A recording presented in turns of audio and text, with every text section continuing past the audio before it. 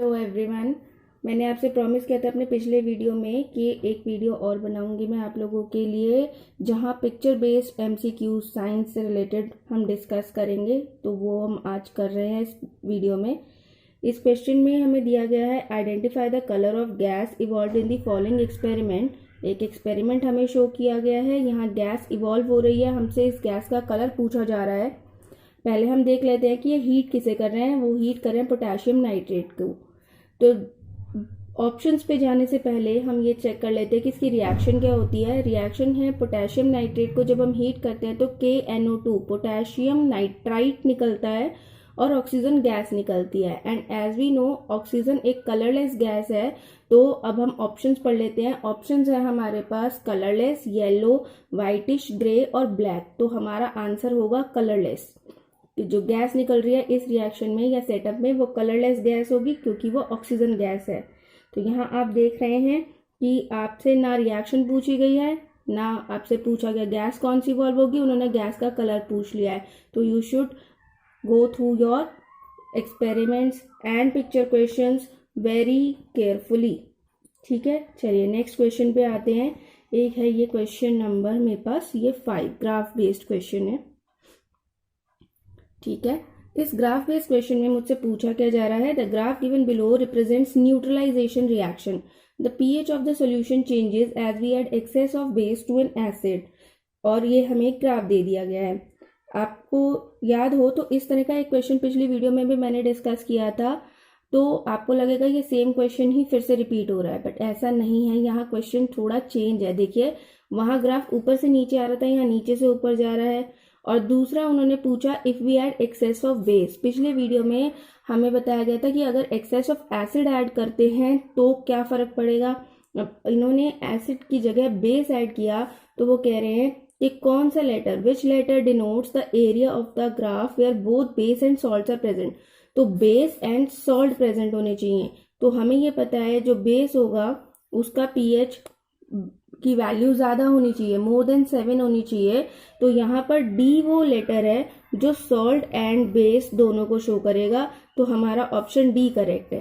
तो आप लोग देख रहे हैं कि एक क्वेश्चन जो पीछे दिया गया था उसमें उन्होंने बोला था एक्सेस ऑफ एसिड ऐड किया है और कौन सा लेटर या अल्फाबेट एसिड एंड सॉल्ट की कंसेंट्रेशन को शो कर रहा है। यहाँ पर क्वेश्चन को चेंज कर दिया, उन्होंने बोल दिया कौन सा अल्फाबेट बेस और सॉल्ट की कॉन्सेंट्रेशन को रिप्रेजेंट कर रहा है। तो क्वेश्चन को ध्यान से पढ़िए, बहुत जरूरी है क्वेश्चन को ध्यान से पढ़ना। चलिए नेक्स्ट क्वेश्चन डिस्कस कर लेते हैं।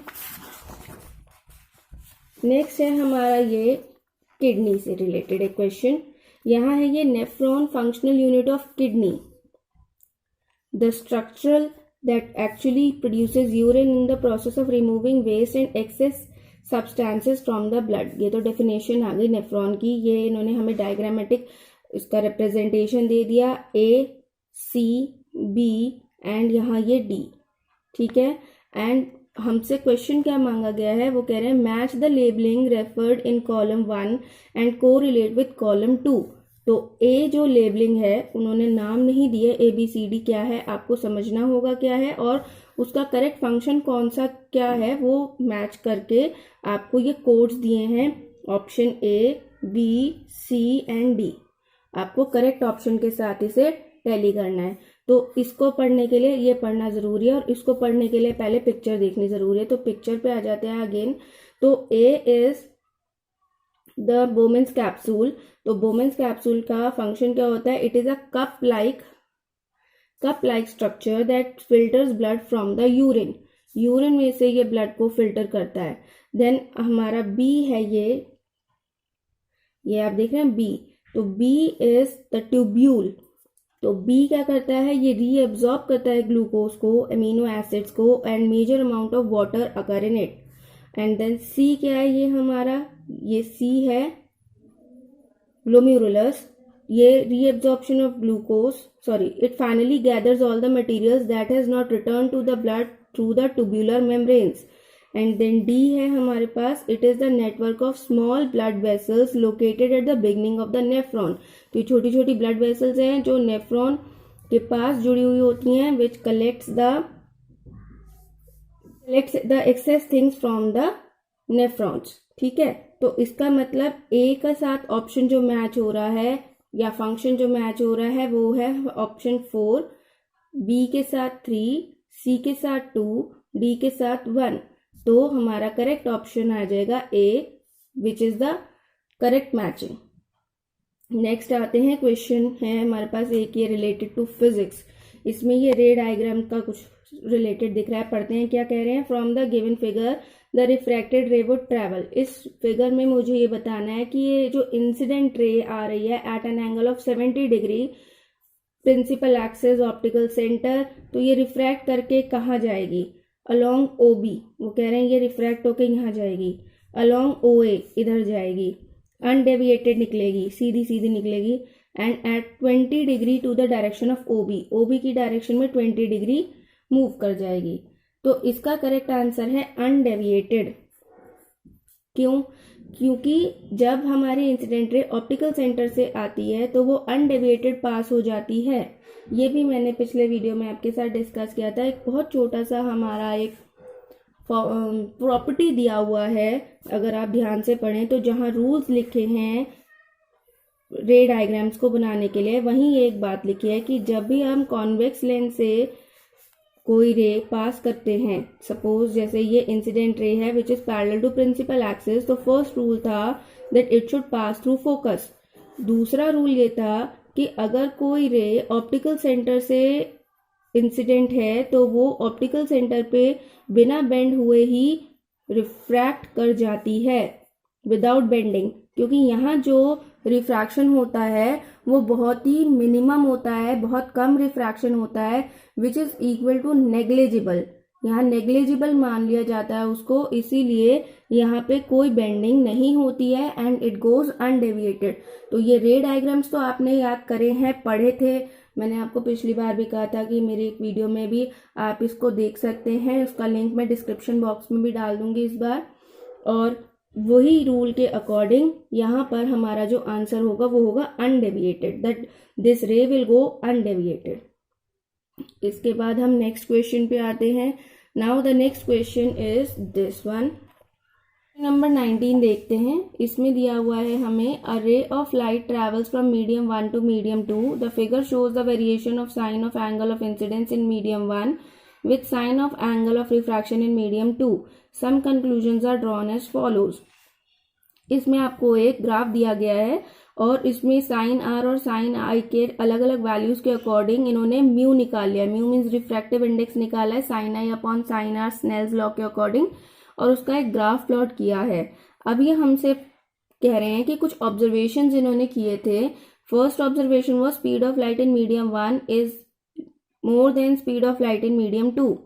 जो भी इन्होंने मीडियम 1 कंसिडर किया था या मीडियम 2 कंसिडर किया था, उसमें से कह रहे हैं जब मीडियम 1 से लाइट ट्रैवल करके मीडियम 2 में गई थी तो मीडियम 1 में स्पीड ज़्यादा थी, मीडियम 2 में स्पीड कम थी। सेकेंड ऑब्जर्वेशन उन्होंने किया कि स्पीड ऑफ लाइट मीडियम 1 में कम थी और मीडियम 2 में ज़्यादा थी। तीसरा ऑब्जर्वेशन किया है लाइट ट्रैवल कर रही है डेंसर से रेयरर मीडियम में। अब वो हमसे जो क्वेश्चन पूछ रहे हैं वो ये है कि इनमें से कौन सा स्टेटमेंट, एक या एक से ज़्यादा कौन स्टेटमेंट करेक्ट है या उनका ऑब्जर्वेशन कौन सा करेक्ट है। ठीक है, तो इसको करने के लिए आपको लगेगा कि ये कहाँ आ गए हम, ये कैसा क्वेश्चन आ गया। तो घबराने की कोई बात नहीं है। ये क्वेश्चन में क्या बताना है, कैसे पूछा जाएगा, क्या करना है, वो सब मैंने यहाँ पर लिखा है, आप इसको बस समझते जाइए। हमारे पास फॉर्मूला होता है रिफ्रैक्टिव इंडेक्स का sine I upon sine R. ठीक है, एक फॉर्मूला आप और समझ लीजिए, वो होता है कि refractive index is inversely proportional to slope. Inversely proportional to slope. Slope क्या होता है, जब हमारा ग्राफ प्लॉट होता है तो एक्स एक्सिस के साथ वो कितने डिग्री का एंगल बनाता है, ये उसका इंक्लिनेशन होता है। इसे हम बोलते हैं एंगल ऑफ इंक्लिनेशन, यानी कितने डिग्री के एंगल पे ये झुका हुआ है। अब ये जो एंगल है ये 45 डिग्री से ज्यादा है, तो अब हम निकालेंगे स्लोप। स्लोप का फॉर्मूला होता है slope is equals to tan theta. अब टैन थीटा, अब तक आप ट्रिग्नोमेट्री कर चुके हैं तो टैन थीटा आपको पता है कि टैन थीटा किसे कहते हैं। Tan theta is perpendicular by base. तो यहाँ परपेंडिकुलर और बेस ये ऐसे निकलता है, ये बड़ी क्लासेस की बात है। तो ये परपेंडिकुलर बाय बेस होता है और उसके अकॉर्डिंग सब चीज़ आती है। फिलहाल हम स्लोप डिराइव नहीं कर रहे हैं कि स्लोप का फॉर्मूला कैसे निकला वो बात की बात है। फिलहाल बस आप ये याद रख लीजिए एक सिंपल सा बेसिक सा फॉर्मूला कि slope is equal to tan theta. अब उन्होंने बोला कि थीटा की वैल्यू मोर देन 45 है। अगर थीटा की वैल्यू 45 होती तो tan थीटा या tan 45 की वैल्यू होती है 1, उस केस में मेरा स्लोप 1 आ जाता। पर मुझे बताया गया कि इसकी वैल्यू 45 से ज़्यादा है, तो इसका मतलब कि स्लोप की वैल्यू 1 से ज़्यादा है। अब मैंने आपको भी बताया कि रिफ्रैक्टिव इंडेक्स जो होता है वो इन्वर्सली प्रोपोर्शनल होता है स्लोप के, तो अगर स्लोप 1 से ज़्यादा है तो रिफ्रैक्टिव इंडेक्स स्लोप से कम है, 1 से कम है। ठीक है, तो अगर रिफ्रैक्टिव इंडेक्स की वैल्यू 1 से कम होगी तब जो स्पीड होगी मीडियम 1 में वो कम होगी और then the speed in medium 2, क्योंकि हम जब रिफ्रैक्टिव इंडेक्स निकालते हैं तो हम 1 म्यू 2 निकालते हैं, यानी speed of light going from medium 1 to medium 2, या मीडियम 2 की रिफ्रैक्टिव इंडेक्स आप निकाल रहे हो विद रिस्पेक्ट टू मीडियम 1। कुछ भी कह सकते हैं कि या तो लाइट 1 मीडियम से मीडियम 2 में जा रही है, या रिफ्रैक्टिव इंडेक्स 2 का विद रिस्पेक्ट टू 1 कितना है वो निकाल रहे हैं, वो लेस देन 1 है। और लेस देन 1 होने का मतलब ये है कि मेरा जो मीडियम 2 है वो डेंसर है, लाइट जो है वो डेंसर से रेयरर मीडियम में जा रही है।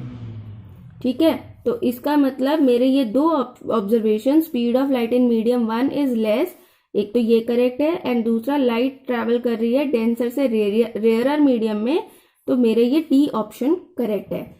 अगर आपको रिफ्रैक्टिव इंडेक्स को समझने में कुछ प्रॉब्लम आ रही है या आप चाहते हैं कि उस पर कुछ क्वेश्चंस हम डिस्कस करें तो कमेंट सेक्शन में लिख के मुझे ज़रूर बताइएगा कि अगर आप चाहते हैं मैं उसको भी डिस्कस करूं तो I will surely make another video on refractive index. चलिए फिलहाल नेक्स्ट क्वेश्चन पे आते हैं। ये भी क्वेश्चन हमारा फिजिक्स से रिलेटेड है। इस क्वेश्चन में उन्होंने बोला examine the above figure and find the distance of the image from the lens. Lens से आपको इमेज की डिस्टेंस बतानी है। ऑप्शंस देख लेते हैं। F distance from left of the lens, second part है इसका, सेकेंड ऑप्शन है F distance from right of the lens, third option है 3f/2 distance from left of the lens, and fourth option है 3f/2 distance from right of the lens. अब यहाँ कुछ कोई number, कोई वैल्यू, कोई डिजिट वैल्यू हमें नहीं दी हुई है, हमें सब कुछ f में दिया हुआ है। हम पहले ऑब्जर्व कर लेते हैं पिक्चर में, हमें ये f और ऑप्टिकल सेंटर यानी फोकस और ऑप्टिकल सेंटर दिया हुआ है। ऑब्जेक्ट जो है वो हाफ ऑफ फोकल लेंथ पे रखा हुआ है, जो भी इसकी फोकल लेंथ होगी, मान लेते हैं 4, 5, 10, जो भी इसकी फोकल लेंथ है उसके हाफ ऑफ द डिस्टेंस पर ऑब्जेक्ट को रखा गया है। तो अगर हम रिमाइंड करें, कोशिश करें अपने लेंस फॉर्मूला को यूज करने की, तो देखते हैं क्या होता है। हमारे पास ऑब्जेक्ट का डिस्टेंस हमें पता है -f/2 है, because object distance is always negative. ठीक है, और हमारा फोकल लेंथ है 1/f ले लेंगे। क्यों? क्योंकि फोकल लेंथ हमेशा पॉजिटिव होता है कॉन्वेक्स के केस में। तो 1/f v हमें कैलकुलेट करना है, यहाँ पर u की जगह पे 1/f/2 आ गया। ठीक, अब ये f/2 में से ये 2 ऊपर शिफ्ट हो जाएगा 1 के पास और f नीचे रहेगा, माइनस माइनस प्लस। अब ये जाएगा f के pass on the left hand side, तो ये सब माइनस में हो जाएगा। f आपका एलसीएम आ गया, 2 - 1 इज -1, 1/v, और 1/v को हम रेसिप्रोकल कर देंगे तो v is equal to -f। इसका मतलब -f का मतलब जो मेरी इमेज बनेगी वो on the same side of the object बनेगी, यानी कि on the left side of the lens. तो इसका करेक्ट ऑप्शन जो आया वो आया f distance from the left of the lens. और अगर आप थोड़ा सा अपने रे डायग्राम्स को समझो तो यहाँ पर जब कोई ऑब्जेक्ट फोकस और ऑप्टिकल सेंटर के बीच में रखा होता है तो उसकी image on the left side of the lens ही बनती थी, या हम कह देते थे on the same side of the object, यानी लेफ्ट साइड में ही रखी जाएगी।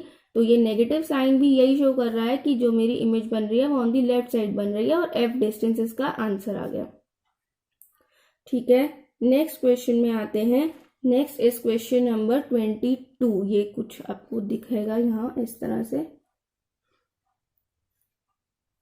ठीक है, अब इस क्वेश्चन में हमें यहाँ दिखाया गया है एक figure which shows a ray of light meeting the glass of the window of a car eight an angle of incidence of 40 degree, complete रे डायग्राम इज। यहाँ इन्होंने बताया कि एक कार का विंडो पेन है, ग्लास ऑफ विंडो पेन है, इस पे एक angle 40 degree, incident angle 40 degree के एंगल पर मेरा क्वेश्चन नंबर 22 में हमें दिया है ग्लास ऑफ विंडो पेन और इसमें एंगल ऑफ इंसिडेंस 40 डिग्री दिया है। 40 डिग्री के एंगल पर एक इंसिडेंट रे इसको टच करती है। तो हमसे पूछा गया है figure shows a ray of light meeting the glass of the window of a car eight an angle of incidence of 40 degree, complete रे डायग्राम इज। करेक्ट रे डायग्राम कौन सा है? पहले रे डायग्राम में इन्होंने दिखाया हमें कि एक रे इंसिडेंट हुई and then it reflects back. तो जो विंडो पेन होता है ग्लास का वो ओपेक ऑब्जेक्ट नहीं है, वो ट्रांसपेरेंट ऑब्जेक्ट है, तो उसमें रिफ्लेक्शन नहीं होता, 100% रिफ्लेक्शन नहीं होता है। सम पोर्शन ऑफ रिफ्लेक्शन होता है, पार्शियल रिफ्लेक्शन, पार्शियल रिफ्रैक्शन होता है, बट 100% रिफ्लेक्शन नहीं होगा। वो तब होगा जब क्रिटिकल एंगल वाला केस होगा, पर अभी हमने क्रिटिकल एंगल वाला केस नहीं पढ़ा है, वो बड़ी क्लासेस में आप पढ़ेंगे, तो उस चीज को हम तब डिस्कस करेंगे। फिलहाल यहाँ ये वाला ऑप्शन हमारा गलत हो गया। ऑप्शन बी देखिए, तो इसमें ये रे 40 डिग्री के एंगल पे अगर इंसिडेंट है, फिर ये टुवर्ड्स द नॉर्मल बेंड हो जाएगी क्योंकि ये रेयरर से डेंसर मीडियम में जा रही है, और फिर ये away from the normal bend हो गई because it is then coming out to rarer medium. तो ये हमारा ऑप्शन सही है।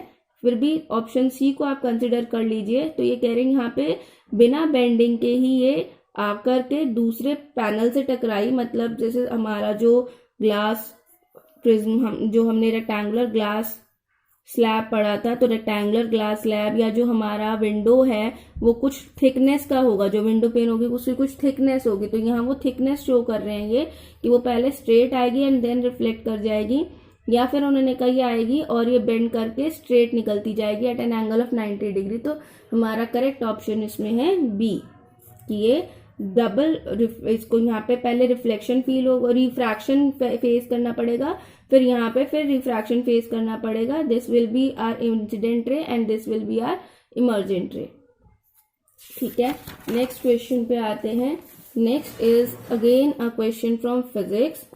यहाँ पर हमें इन्होंने एक कॉन्केव लेंस दिया है और यहाँ पर एक ऑब्जेक्ट दिया हुआ है, दो रेज दिखाई हैं। क्वेश्चन क्या पूछ रहे हैं पहले वो पढ़ते हैं। From the given figure the image should be, image कैसी होगी? ऑप्शंस दिए हैं, मैग्नीफाइड एंड वर्चुअल होगी, मैग्नीफाइड एंड रियल होगी, डिमिनिश्ड एंड वर्चुअल होगी, डिमिनिश्ड रियल एंड इन्वर्टेड होगी।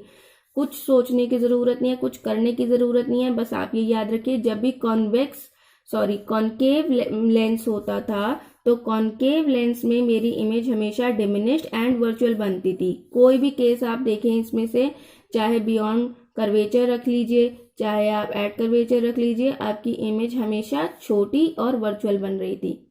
तो इसीलिए यही हमारा सही ऑप्शन हो गया। अब हम आते हैं नेक्स्ट केस में, नेक्स्ट पिक्चर क्वेश्चन में।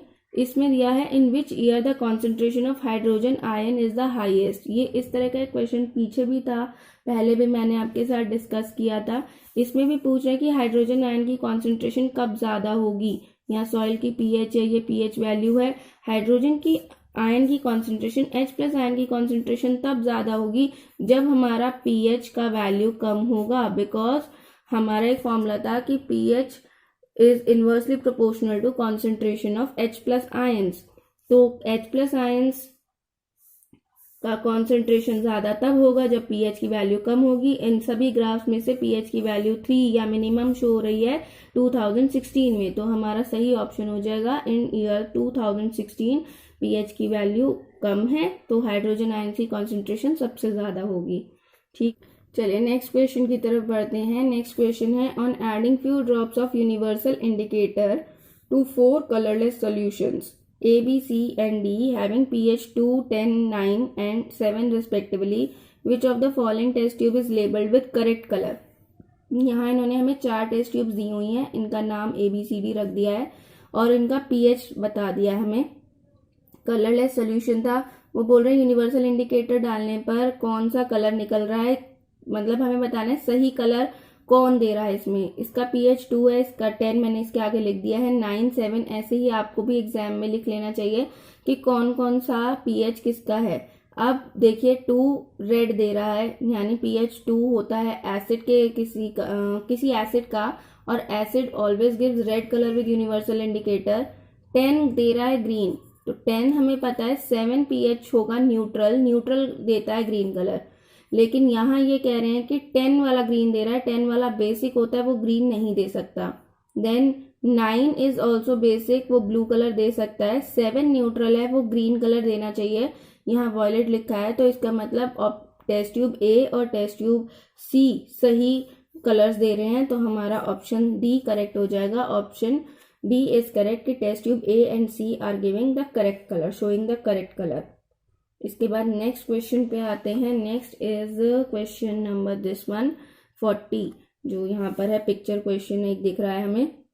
यहाँ 2 लेंस दे रखे हैं, it's a combination of lens, एक कॉन्वेक्स लेंस है, कॉन्केव लेंस है, दोनों का हमें पावर शो कर दिया, 8 डायोप्टर -10 डायोप्टर। पहले क्वेश्चन पढ़ लेते हैं। Find the power of combination of given lenses. Combination का जब हमको वैल्यू निकालना होता है तो हमारे पास फॉर्मूला होता है power is equal to P1 plus P2, और यहाँ पर पहले वाला पावर है +8, दूसरा वाला पावर है -10, प्लस माइनस माइनस, तो 8 - 10 इज 2, साइन ग्रेटर टर्म का आएगा -2, तो हमारा करेक्ट ऑप्शन हो गया सी वाला -2 डायोप्टर। ध्यान से मार्क कीजिएगा, देखिए ऑप्शन बी भी 2D है और सी में -2D है, हमारा करेक्ट आंसर -2 है, तो सही से मार्क कीजिएगा सोच समझकर।